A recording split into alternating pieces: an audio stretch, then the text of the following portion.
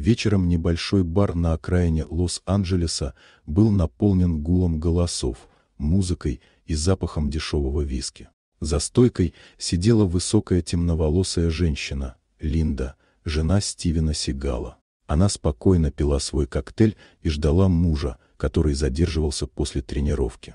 Внезапно дверь распахнулась, и внутрь валился байкер в кожаной куртке с цепями на плечах. Мужчина был из тех, кто привык брать наглостью, а не умом. Он заметил Линду, ухмыльнулся и подошел ближе.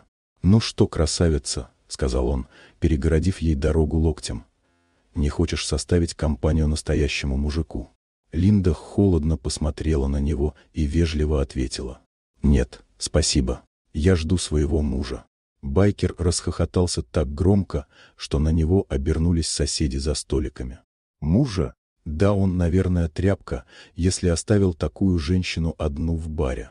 Он попытался коснуться ее руки. В этот момент дверь снова открылась, и в зал вошел Стивен Сигал. Его взгляд сразу упал на сцену у стойки.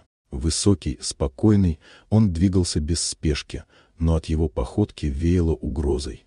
«Линда, все в порядке?» — тихо спросил он. «Этот человек был настойчивее, чем следовало», — спокойно сказала она.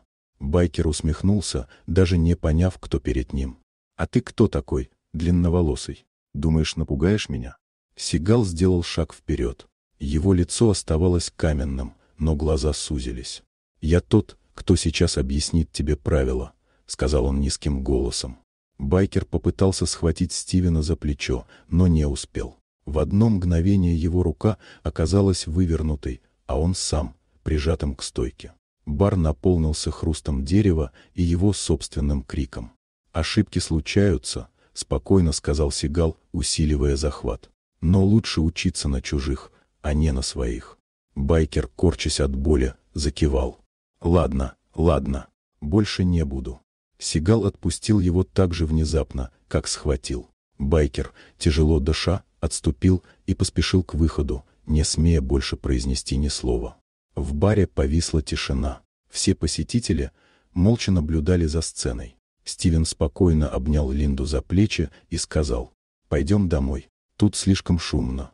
И они вышли вместе, оставив после себя атмосферу, в которой каждый понял: есть люди, с которыми лучше не связываться.